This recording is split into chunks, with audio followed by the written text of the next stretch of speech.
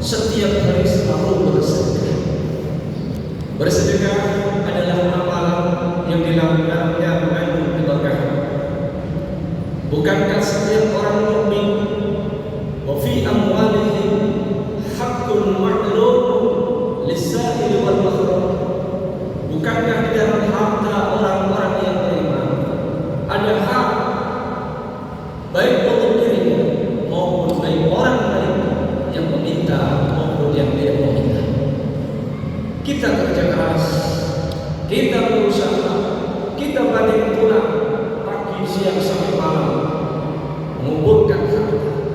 Tetapi ketahuilah bahwa harta yang ada di dalam diri kita, hasil dari segala jerih payah kita, di dalamnya mengandung hak orang-orang miskin yang meminta maupun orang miskin yang tidak meminta.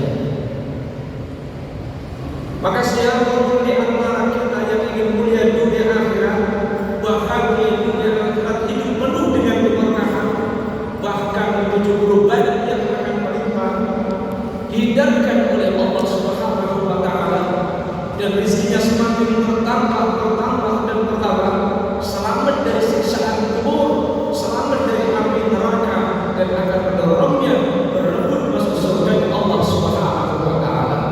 Bersedekah. Jemaah yang dimuliakan oleh Allah Subhanahu wa Ta'ala, yang selanjutnya sunnah Rasulullah Sallallahu Alaihi Wasallam setiap hari selalu istighfar kepada Allah Subhanahu wa Ta'ala. Manusia yang paling suci, manusia yang paling mulia, Sayyidul Anbiya wal Mursalin, pemimpin penghulu para rasul, para nabi-nabinya Allah Subhanahu wa Ta'ala, tidak boleh masuk surga kecuali Rasulullah Sallallahu Alaihi Wasallam yang paling pertama masuk surga Allah Subhanahu wa Ta'ala. Beliau mengatakan, ya ayyuhan nas, tubu ila Allah wa inni atubu ilaihi fi yawmin mi'ata marrah. Wahai manusia, bertaubatlah kalian kepada Allah Subhanahu wa Ta'ala, sesungguhnya aku setiap hari 100 kali taubat kepada Allah Subhanahu wa Ta'ala. Ini sebagai nasihat kepada kita yang derajat kita dengan Rasul bagaikan langit dengan bumi.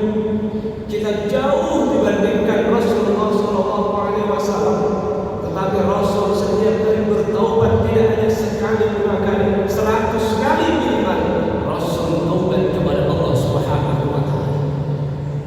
Kita ketahui bahwa kenapa hidup kita susah, kenapa hidup kita sulit, kenapa rezeki selalu terhalang, kenapa hidup kita terombang-ambing dalam kesulitan dan kehidupan ini? Jawabannya adalah dosa yang menyelimuti diri kita. Mulut kita melakukan dosa, kita tidak taubat.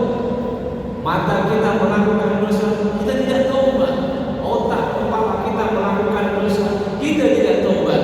Hati kita dosa, kita tidak taubat. Tangan dan anggota badan kita setiap hari terus melakukan perbuatan maksiat kepada Allah Subhanahu wa Ta'ala, tetapi kita tidak taubat kepada Allah.